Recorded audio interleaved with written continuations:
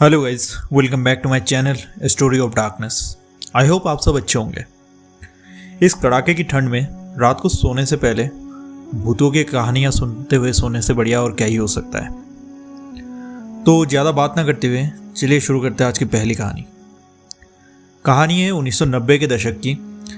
सिलीगुड़ी के नीचितपुर गांव में लखन नाम का एक रिक्शा ड्राइवर रहता था। लखन का परिवार काफ़ी गरीब था, इसलिए वो अपने परिवार को पालने के लिए बहुत मेहनत करता था। लखन नीचितपुर रेलवे स्टेशन से यात्रियों को लाने ले जाने का काम करता था।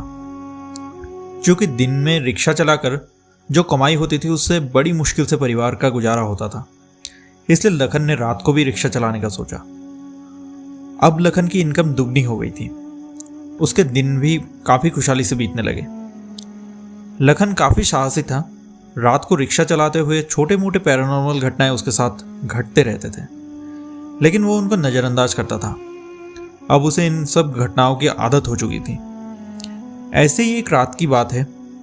लखन रेलवे स्टेशन के बाहर अपने रिक्शे में बैठकर ट्रेन के आने का इंतजार कर रहा था। ये ट्रेन सबसे लास्ट ट्रेन थी। चारों तरफ सन्नाटा छाया हुआ था और रास्ते पे मानो इंसान तो दूर, कोई कुत्ते बिल्ली तक नहीं थे। और इतने कड़ाके की ठंड में इतनी रात गए बाहर निकलता भी कौन। रात के तब लगभग 12-1 बजे होंगे। रात के सन्नाटे को चीरते हुए एक ट्रेन स्टेशन पर आकर रुकी। ट्रेन से सिर्फ एक ही आदमी उतरा स्टेशन पर, जिसने काली सूट पैंट और हैट पहना हुआ था। हाथ में एक ब्रीफकेस भी था उसके। लखन अपने रिक्शे में चादर ओढ़े नींद की झपकी ले रहा था। सूट पहने आदमी के गंभीर आवाज से लखन की नींद खुली और लखन हड़बड़ाते हुए नीचे उतरा और बोला, साहब आप कहाँ चलना है आपको? सूट पहना हुआ आदमी रिक्शे पे चढ़ते हुए अपनी गंभीर आवाज में बोला, जिधर भी मैं इशारा करूँ उधर चलते रहो और जहाँ रुकने को बोलूँगा रुक जाना। लगभग 10 मिनट रिक्शा चलने के बाद एक सुनसान जगह पर आकर उस आदमी ने अचानक रुकने को बोला। लखन ने देखा सामने बड़ा लोहे का गेट है, जिसके आगे एक बड़ा कब्रिस्तान है। वो आदमी रिक्शे से उतरते हुए लखन से बोला, यहाँ रुको, मेरे आने का इंतजार करना, तुमको मैं दुगनी कीमत दूंगा। और हाँ, भूल कर भी मेरे पीछे अंदर आने की गलती मत करना, अगर अपनी जान प्यारी है तो। लखन डरा हुआ तो था, क्योंकि चारों ओर कुत्ते और सियारों की भौंकने की आवाज़ आ रही थी, जैसे मानो वो रो रहे हो और चीख चीख के कुछ बोलने की कोशिश कर रहे हो। चारों तरफ घना कोहरा और अंधेरा छाया हुआ था और इसके बीच लखन अकेला बैठा हुआ था रिक्शे पर।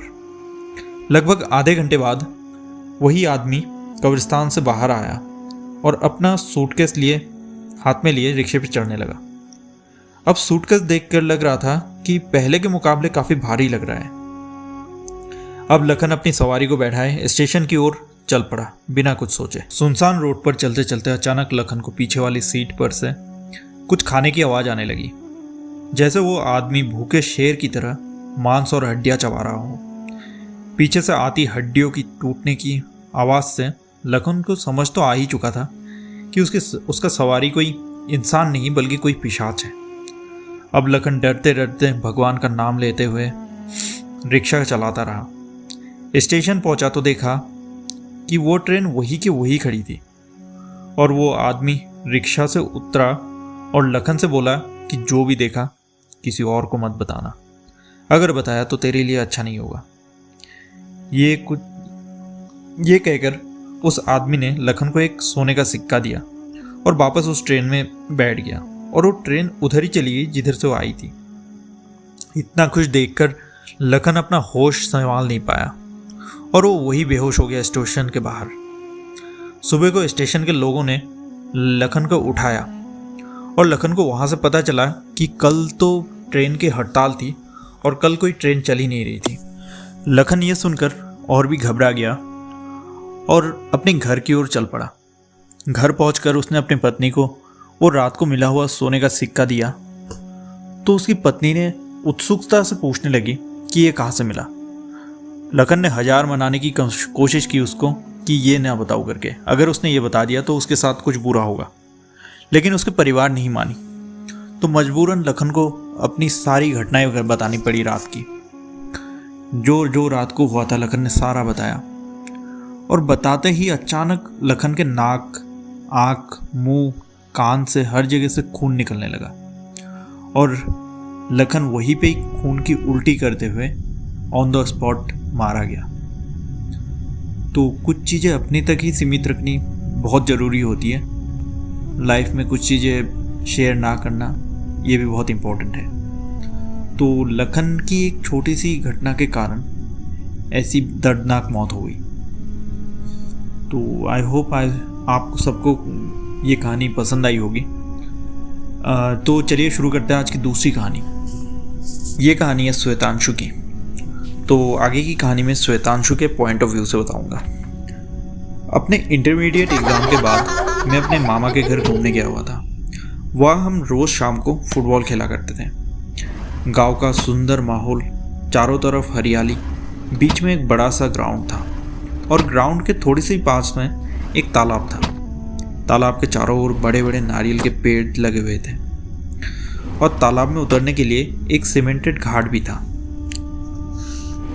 तो एक दिन की बात है जब हमारे गांव में फुटबॉल टूर्नामेंट हो रहा था। हमने पूरा दिन वो टूर्नामेंट खेला और वो टूर्नामेंट ख़त्म होते होते बहुत देर हो चुकी थी, लेकिन हम वो टूर्नामेंट 2-0 स्कोर से फाइनल जीत चुके थे। खेल ख़त्म करके जश्न मनाते मनाते अंधेरा हो गया, लेकिन उस दिन पूर्णिमा थी तो चारों तरफ चांद की रोशनी की वजह से सब कुछ साफ दिखाई पड़ रहा था। तो हमने फुटबॉल ग्राउंड पे ही पार्टी करने का सोचा और हम में से कुछ लोग गांव के ही पास वाले दुकान में चले गए खाना और कोल्ड ड्रिंक लेने।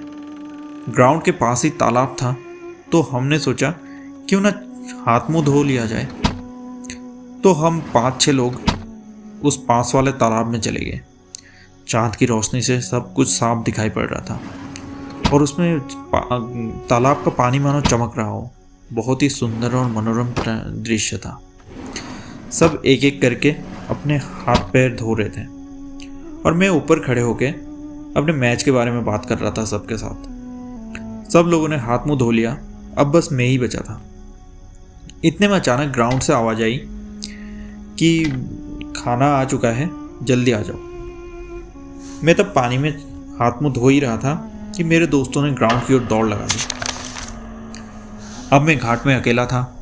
डर तो नहीं लग रहा था, लेकिन उन लोगों पे बहुत गुस्सा आ रहा था। जब मैं पानी से निकलकर घाट के पास लगे नारियल पेड़ के नीचे पानी पूछ रहा था, अचानक मेरे पीठ में रस्सी के गुच्छे जैसी चीज़ लगी। मेरे को लगा कि पेड़ पर रस्सी बंधी होगी, जो लोगों ने कपड़े टांगने के लिए लगाते हैं, वो टूट के लटक रही हो। मैंने ज़्यादा ध्यान ना देते हुए बस वहाँ से निकलने के लिए अपना चीज़ें समेटने लगा। लेकिन तभी अचानक मेरे कानों में एक डरावनी सी आवाज़ आई, जैसे एक बहुत ही ठंडी से हंसी की आवाज़ आई। हल्के तरह से कोई हंस रहा हो मुझे देख के।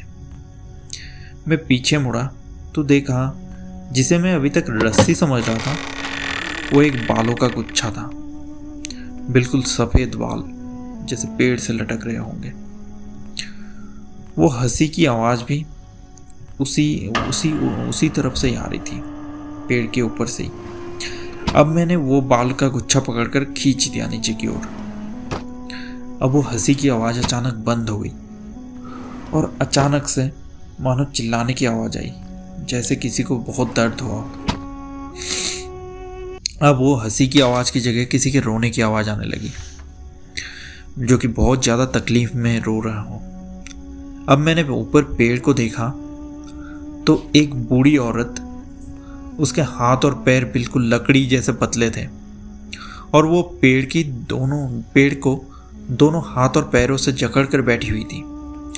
मेरे को उसने गुस्से से देखा, मानो उसके आंखों से आग निकल रही हो, एकदम लाल आंखें। वो गुस्से से अचानक पेड़ से कूदकर नीचे आ गिरी और मेरे एकदम से सामने आ गई। मेरे हाथ पैर तब जम चुके थे, ना मैं हिल पा रहा था और ना ही मैं चिल्ला पा रहा था। अब अचानक से उसने मेरे को वहीं पे गिरा दिया। गिरा दिया तो और मेरे छाती पर चढ़ के बैठ गई।